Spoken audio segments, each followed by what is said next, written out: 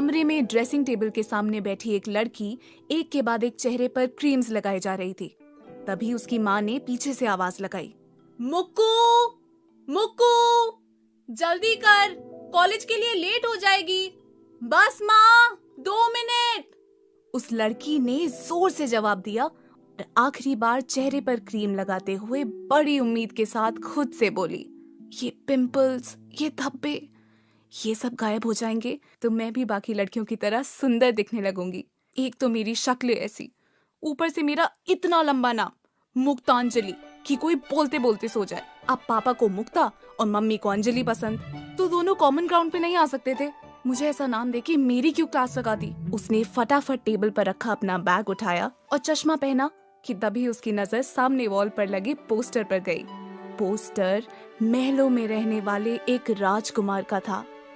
एक चांद के शेप का रीगल लॉकेट पहने, हाथों में गुलाब का फूल लिए, प्रपोज करने की पोजीशन में अपने घुटनों पर बैठा हुआ था। तुम्हें गुड मॉर्निंग बोलना कैसे भूल सकती हूँ रूप कुमार जी। ये कहते हुए मुक्ता की ब्रेसेस वाली स्माइल उसके चेहरे पर खिल उठी। कितना खूबसूरत लॉकेट है। इस मून लॉकेट को देखकर तो ऐसा लगता है कि इसे पहनने वाला कितना हैंडसम होगा। प्यार के शहर आगरा में मुझे कब मेरा रूप कुमार मिलेगा। मुक्तांजलि एक सिंपल सी लड़की थी। उसे यकीन था कि उसकी लाइफ में भी एक ऐसा राजकुमार आएगा जो उसके सूरत से ज्यादा उसकी सीरत से प्यार करेगा। मुक्तांजलि की माँ रेनू ने देखा कि उनकी लाडली अभी भी पोस्टर से बातें कर रही है। वो सर पे हाथ रखते हुए बोली, मुक्कू, तुम्हें बचपन में कहानी क्या सुना दी? तुमने तो इस कहानी को ही अपनी जिंदगी बना ली। उसी वक्त मुक्तांजलि की दादी जी भी हाथ में अगरबत्ती लिए वहाँ आ पहुँची और उसे ताने मारते हुए बोली, अब जल्दी जा, तेरा पोस्टर वाला राजकुमार तुझे कॉलेज छोड़ने नहीं जाएगा। मुक्तांजलि ने हड़बड़ी में एक बार फिर उस पोस्टर को देखा और फिर शीशे में खुद को देख अपना चश्मा ठीक कर वहाँ से निकल गई। कितने सालों से ना जाने कौन कौन सी क्रीम लगाई इसने, पर कोई फायदा हुआ? बस पैसा बर्बाद। राम जाने कौन करेगा शादी इससे। रेनू को अपनी बेटी की शिकायतें सुनना अच्छा नहीं लग रहा था, इसलिए उसने अपनी मुक्कू की तरफदारी करते हुए कहा, माँ जी, इतना होने के बावजूद भी अपने कॉलेज और पढ़ाई का खर्चा तो वो खुद उठा ही लेती है ना? ये सुन के दादी जी मुंह बनाते हुए रेनू को वो अगरबत्ती पकड़ाकर वहां से चली गई। कॉलेज की बेल बजते ही कॉरिडोर में इधर उधर टहल रहे स्टूडेंट्स के बीच हलचल मच गई। भीड़ के बीच से जगह बनाकर क्लास की तरफ जाती मुक्ता अचानक किसी से टकरा गई। उसकी कॉलेज आने की इकलौती वजह आयुष। आयुष कॉलेज का सबसे पॉपुलर और सबसे हैंडसम लड़का था। कॉलेज की सभी लड़कियों का क्रश और मुक्ता का एक तरफा प्यार। मुक्ता अपनी लड़खड़ाते चश्मे को संभाल हिचकिचाते हुए शर्मीली आवाज में बोली, हाय आयुष। मुक्ता को लगा कि रोज की तरह आज भी आयुष उसे अनदेखा कर आगे बढ़ जाएगा, लेकिन आज ऐसा नहीं हुआ। आयुष वहीं रुक गया। उसकी सुंदर भूरी आंखें खुद पर टिकी देख मुक्ता की धड़कनें अचानक तेज हो गईं और मानो वो एकदम कहीं खो सी गई। तभी आयुष ने उसकी आंखों के सामने चुटकी बजाते हुए उससे पूछा, हे चश्मिश, एक्चुअली मुझे वो कल वाले लेक्चर के नोट्स चाहिए थे। Do you have it? Mukta अचानक होश में आई और हड़बड़ी में बिना कुछ कहे उसे अपने नोट्स पकड़ा दिए, जैसे अभी अभी वो कोई सपना देख रही थी। आयुष के जाते ही मुक्ता ने धीरे से अपने आप को पिंच किया और दर्द भरी आह भरते हुए एक्साइटेड होकर खुद से बोली, ये सपना नहीं था। आयुष ने मुझसे सच में बात की। वो मुझे देखकर मुस्कुराया भी। लंच ब्रेक के बाद बेल बजते ही क्लास में प्रोफेसर ने पढ़ाना शुरू कर दिया। कुछ बच्चे अभी भी अपनी अपनी सीट्स पर सेटल हो रहे थे तो कुछ आपस में बात कर रहे थे, पर पूरा दिन आयुष के ख्यालों में खोए रहने के बाद भी मुक्ता प्रोफेसर के बोले हुए हर एक शब्द को बड़े ध्यान से अपनी नोटबुक पर उतार रही थी। तभी उसे अपनी पीठ पर कुछ महसूस हुआ। उसने पीछे मुड़कर देखा, पर कोई भी उसकी तरफ नहीं देख रहा था। वो वापस प्रोफेसर की तरफ पलटी तो पीछे से बच्चों की दबे मुंह हंसने की आवाज आने लगी। मुक्ता का ध्यान हटा तो उसने देखा कि उसकी सीट के पास एक पेपर बॉल आ गिरा था। उसने उस पेपर बॉल को धीरे से उठाया और उसमें जो लिखा था उसे देख हैरानी से आंखें बड़ी कर ली। Will you be my valentine? ये पढ़ मुक्ता के होश ही उड़ गए थे। ये किसने लिखा है? मुझसे कौन पूछ सकता है ये सवाल?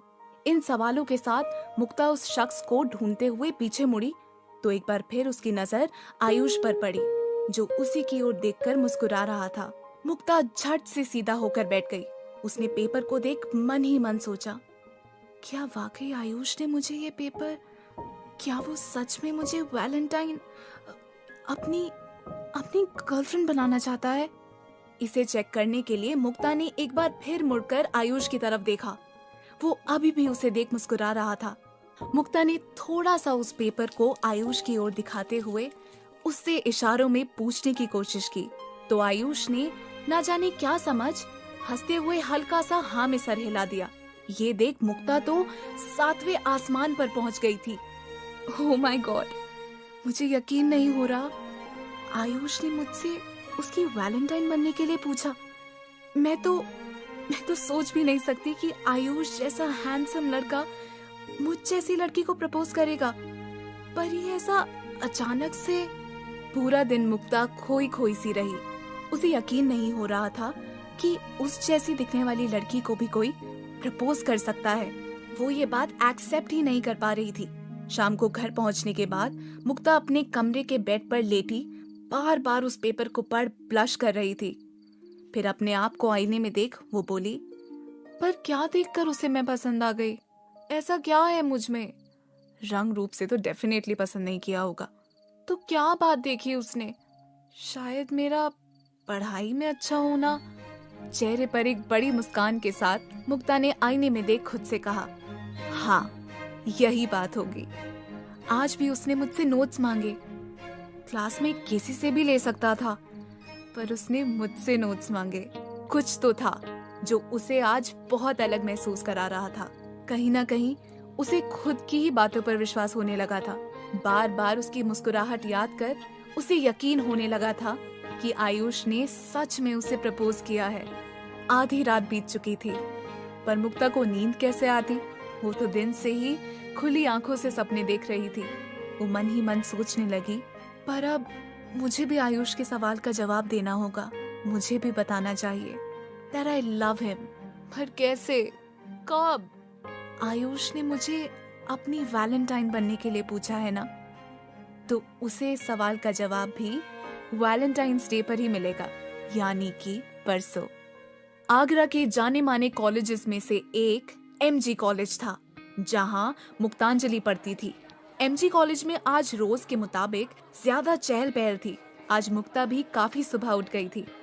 नई ड्रेस, नई सैंडल, पूरी मेहनत से किए गए मेकअप के साथ मुक्ता कॉलेज के गेट पर खड़ी इस बात पर तो कॉन्फिडेंट थी कि वो आयुष के लिए क्या फील करती है, लेकिन इस बात से बहुत नर्वस थी कि वो अपनी ये फीलिंग्स कैसे एक्सप्रेस करे।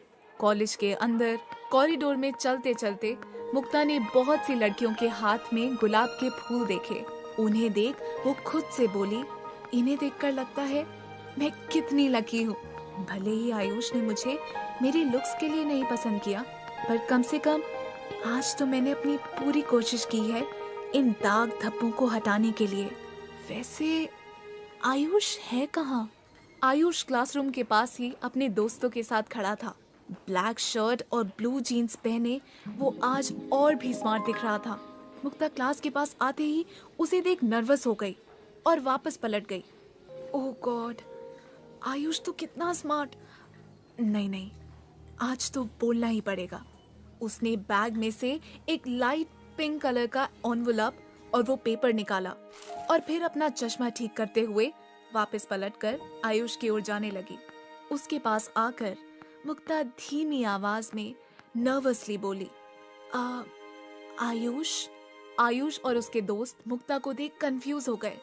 मुक्ता ने आयुष की तरफ देखा और अपने हाथ में लिए उस लेटर को और पेपर को आगे बढ़ाते हुए कहा, yes Ayush, I will be your valentine. Mukta के ये कहते ही तीनों लड़के शॉक्ड हो गए और बहुत ही कंफ्यूज्ड होकर उसकी तरफ देखने लगे। यूं तो मुक्ता को लगा था कि उसके जवाब से आयुष खुशी से उसे गले लगा लेगा, सबके सामने उसे अपनी गर्लफ्रेंड कहेगा। पर इसकी जगह पर तो आयुष के दोस्त जोर जोर से उस पर हंस रहे थे और आयुष भी उसे यूं घूर कर देख रहा था कि मानो पता नहीं उसने कितना ही गलत बोल दिया हो। मुक्ता उनका ऐसा रिएक्शन देखकर घबरा गई। आयुष मुझे इतने गुस्से में क्यों देख रहा है? उसके दोस्त भी हंस रहे हैं। कहीं मैंने कुछ गलत तो नहीं कह दिया? या लेटर को देखकर तो नहीं हंस रहे? आयुष कुछ कह क्यों नहीं रहा? वो कुछ और सोच पाती या कह पाती उससे पहले ही उन लड़कों को यूं हंसता देख वहां बाकी स्टूडेंट्स भी आ गए। सब क्यूरियसली उसे देख रहे थे। आयुष के एक दोस्त ने हंसते हुए उसे कहा, तुम आयुष को प्रपोज कर रही हो? सीरियसली अंजलि जी, लगता है आजकल आप अपनी शक्ल आईने में नहीं देख रही। देखी होती तो यहाँ खड़े होकर आयुष को प्रपोज नहीं कर रही होती। मुक्तांजलि, ये नाम बहुत बड़ा लगने की वजह से वो सबको अपना नाम अंजलि ही बताती थी। ये सुनते ही सभी स्टूडेंट्स के बीच हलचल मच गई। वो आपस में फुसफुसा रहे थे, बड़ी आई कॉलेज के सबसे हैंडसम लड़के को प्रपोज करने। देखो जरा, ऐसा लग रहा है फैंसी ड्रेस कंपटीशन में आई है। लगता है आज देर से उठी है, तभी आईने में अपनी शक्ल नहीं देख पाई।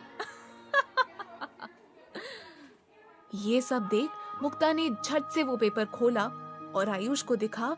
घबराते हुए पूछा, आयुष तुमने ही तो ये पेपर, ये तुमने ही तो पूछा था। आयुष ने गुस्से में मुक्ता के हाथ से वो पेपर छीना और दांत पीसते हुए कहा, क्या बकवास कर रही हो तुम? मैं और तुम्हें प्रपोज करूंगा? कोई पागल ही होगा जो तुम्हें प्रपोज करेगा। मैंने कोई पेपर नहीं दिया। क्यों सबके सामने मेरी इंसल्ट कर रही हो? मुक्ता की आंखों में आंसू आ गए। वो घबराते हुए बोली, पर मैंने तुमसे पूछा था, पेपर हाथ में दिखाकर। तब तो तुमने हाँ में सर हिलाया था, वो भी स्माइल करते हुए। आयुष फ्रस्ट्रेट होकर बोला, अरे यार, उस दिन किसी ने पेपर पे इडियट लिखकर तुम्हारी बैग पर चिपकाया था।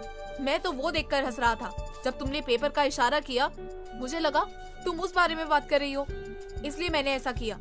मुझे तो अभी अभी पता लगा कि तुम्हारा नाम समथिंग अंजलि ऐसा कुछ तो है। ये सुनकर मुक्ता को एक और बड़ा झटका लगा। उसने आसपास देखा तो सब उसका मजाक उड़ा रहे थे। इतने में मुक्ता की आंखों से आंसू झलक उठे। घबराहट से उसके माथे पर पसीने आने लगे थे। तभी वहाँ सुनैना और रिया आ गए, एक कॉलेज की सबसे अमीर और दूसरी सबसे हॉट। उनके आते ही सब वहाँ से एक कदम पीछे हट गए। रिया ने पहले मुक्ता को ऊपर से नीचे तक देखा और फिर उसके हाथ से वो पेपर छीनकर बड़े ही स्टाइल में बोली, I know what you talking about. जितना सोचा था उससे ज्यादा ही मजा आया, राइट सुनैना? सुनैना और रिया पूरे कॉलेज में यही दो लड़कियां थी जो मुक्ता को सबसे ज्यादा बुली करती थी। सुनैना ने हंसते हुए कहा, राइट रिया, इसका चेहरा तो देखो, डर से बेचारी की आवाज भी नहीं निकल रही है। इसने सोचा भी कैसे आयुष इसे सच में प्रपोज करेगा। वैसे क्या है तुम्हारे इस पिंक एनवलप में? ये कहते हुए उसने मुक्ता के हाथ से उसका एनवलप छीना और जोर जोर से उसमें लिखी बात पढ़ने लगी। डियर आयुष, मैं तुम्हें कॉलेज के पहले दिन से पसंद करती हूँ। सीरियसली, अगली डगली फर्स्ट डे से तुम आयुष के पीछे पड़ी हो। मुझे खुशी हुई कि तुम भी मुझे पसंद करते हो। आज मेरे लिए बहुत खास दिन है। उम्मीद है कि तुम्हारे लिए उतना ही खास होगा। लव। और एंड में मुक्तांजलि का मुक्ता फटकर सिर्फ अंजलि बचा था। इसे सुन सब दोबारा मुक्ता पर हंसने लगे। सुनैना ने उसके सामने ही उस लेटर के टुकड़े कर उसके मुंह पर फेंक दिया। You are such a loser. ये कह आयुष वहां से चला गया। मुक्ता भी रोते हुए वहां से जा रही थी कि तभी रिया ने उसका हाथ तेजी से पकड़ लिया और बोली, अरे वैलेंटाइन गिफ्ट तो ले लो। मुक्ता ने खुद को छुड़ाने की कोशिश की, पर इतने में सुनैना ने अपने बैग से एक रेड मार्कर निकाला और उसके माथे पर बड़े अक्षरों में लूजर लिखकर दिल बना दिया। परफेक्ट, अब हुआ ना सेलिब्रेशन। Happy Valentine's day. ये कह रिया और सुनैना वहां से मुस्कुराते हुए चली गई। एक पल के लिए मुक्ता को लगा जैसे उसकी आंखों के सामने अंधेरा सा छा रहा है, पर फिर वो किसी तरह खुद को संभालते हुए वहां से बिना क्लास अटेंड किए ही चली गई। जाते जाते किसी लड़के ने पीछे से कहा, लगता है अब फाइनली ये शीशे में अपनी शक्ल देखने जा रही है। चलो अच्छा है, हम तो सेफ है भाई। तभी क्लास की बेल बजी और प्रोफेसर के आते ही सब अपनी अपनी क्लास के लिए रवाना हो गए। मुक्ता के लिए ये सब कुछ सहन कर पाना, लोगों को फेस कर पाना बहुत मुश्किल हो रहा था। सबसे छुपने के लिए वो कॉलेज के टेरेस पर आ गई थी।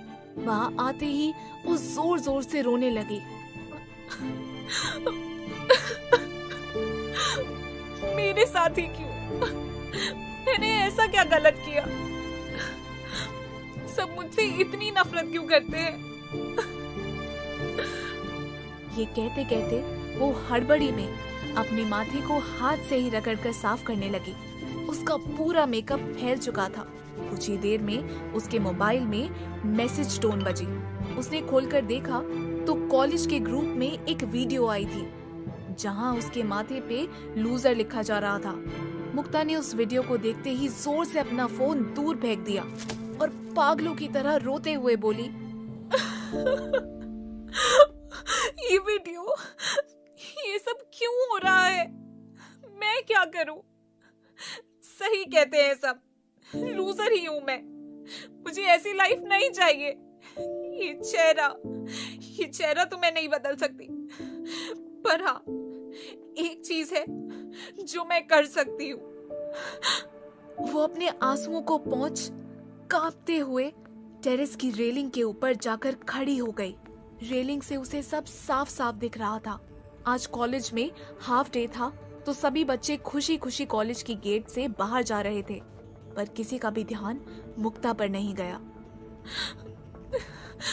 मैं अपना चेहरा तो नहीं बदल सकती, अब शायद मुझे खुद से भी कोई शिकायत नहीं होगी। ये कहते हुए उसने अपनी आंखें बंद की और अपना एक कदम बेखौफ रेलिंग के आगे बढ़ा दिया। एक पल के लिए मुक्ता के मन में सब थम सा गया, पर अगले ही पल किसी ने उसकी बाहें पकड़ उसे वापस खींच लिया। इससे पहले कि वो कुछ समझ पाती, वो लड़खड़ाकर उस शख्स के ऊपर गिर पड़ी और तभी धीरे से उस शख्स ने बहुत ही प्यार से मुक्ता को किस कर लिया। उस पल के लिए दोनों ठहर से गए, पर फिर जैसे ही मुक्ता को होश आया, वो चिल्लाकर बोली, तुम्हारी हिम्मत कैसे हुई? तुम्हें पता है मैं ब्लैक बेल्ट हूँ? इतने में ही वो लड़का उसके सामने झुककर बैठ गया और बहुत ही सहजता से बोला, मिस ब्लैक बेल्ट, तुम्हारी इस स्टुपिडिटी को रोकना भी तो जरूरी था, पर आज जो हुआ वो दोबारा नहीं होना चाहिए। मुक्ता को कुछ भी समझ नहीं आ रहा था।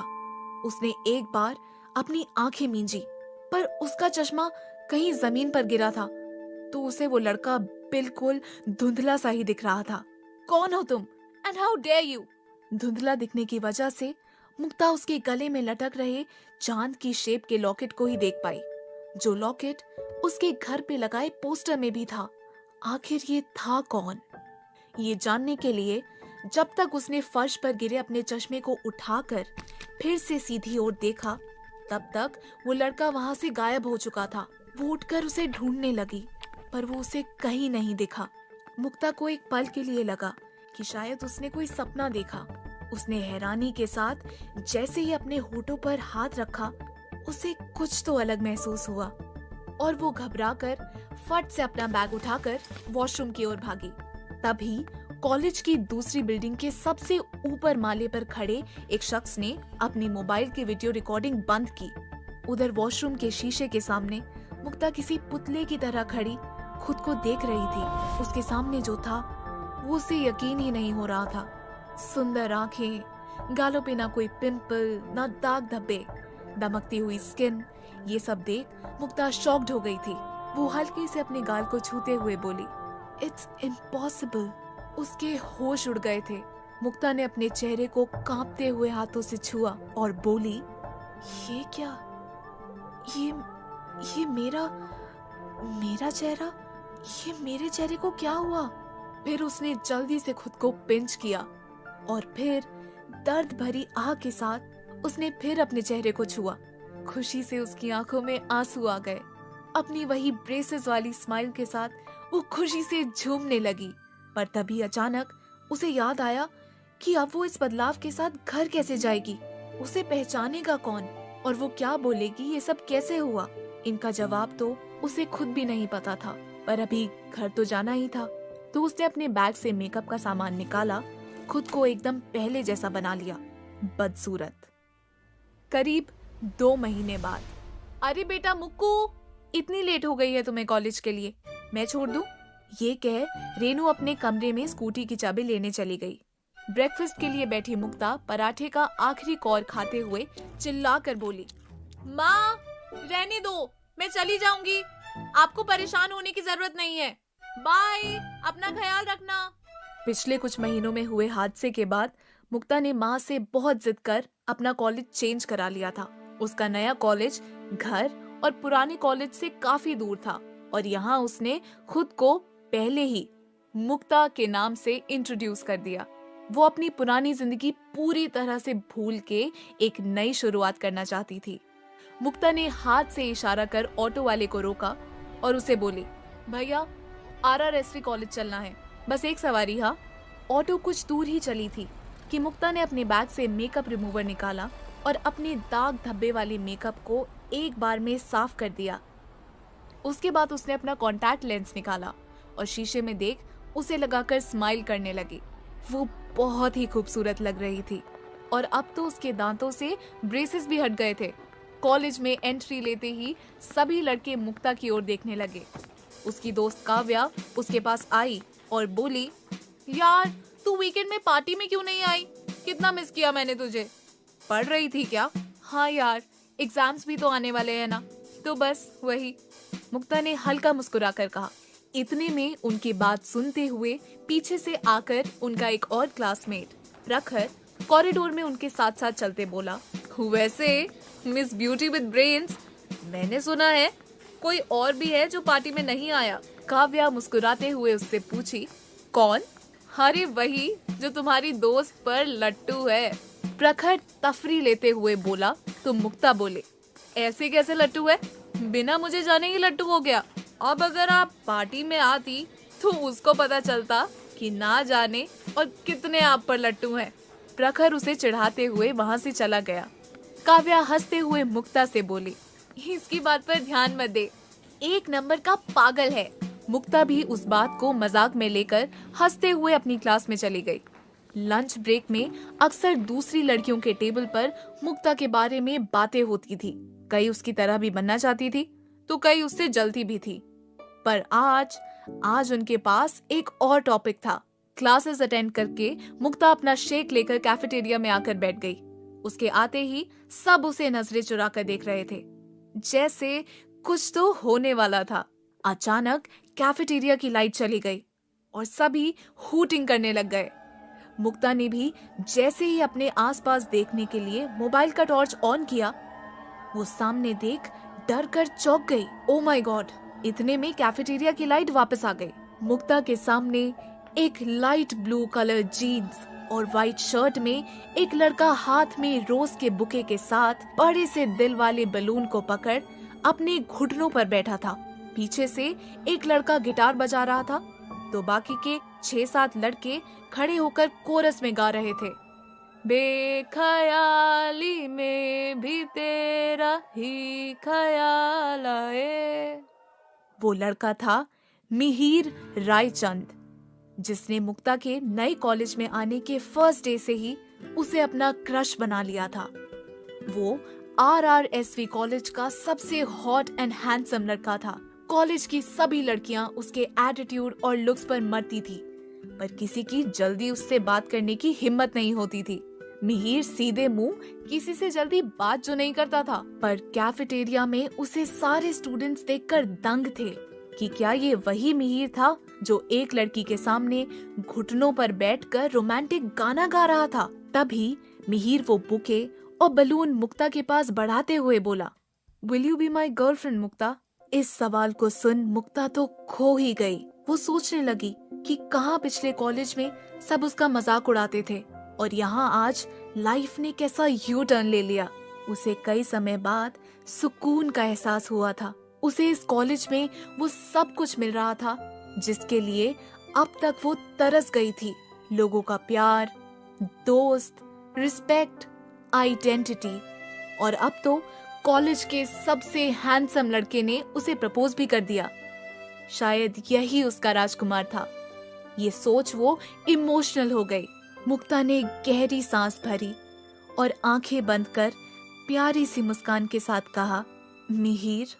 इतने में उसे छोड़ कैंटीन में मौजूद सभी स्टूडेंट्स के मोबाइल पर एक के बाद एक मैसेज टोन बजने लगा। तभी पीछे से कोरस गाने वाला एक लड़का जल्दी से मिहिर के पास आकर उसे अपने मोबाइल पर कुछ दिखाने लगा। अभी तक वहां खड़े सभी लोग जो बेसब्री से मुक्ता के जवाब का इंतजार कर रहे थे, वो उसे अजीब तरह से देखने लगे। उस मैसेज को देखते ही मिहिर के हाथ से वो बुके नीचे गिर गया और वो गुस्से में खड़े होकर मुक्ता को मोबाइल स्क्रीन दिखाते हुए बोला, व्हाट इज दिस मुक्ता? मुक्ता ने जब मोबाइल की तरफ देखा तो उसके भी चेहरे की हवाइयां उड़ गईं। उस वीडियो में वो अनजान लड़का मुक्ता को छत पर किस कर रहा था। ना उसकी शक्ल ठीक से दिख रही थी और ना मुक्ता की। उसे समझ नहीं आ रहा था कि ये वीडियो किसने लिया और क्यों सबको भेजा। मिहिर ने मुक्ता को देखते हुए फिर से पूछा, आर यू विद हिम? मुक्ता के पसीने छूट रहे थे। उसे समझ नहीं आ रहा था कि वो मिहिर को जवाब दे भी तो क्या।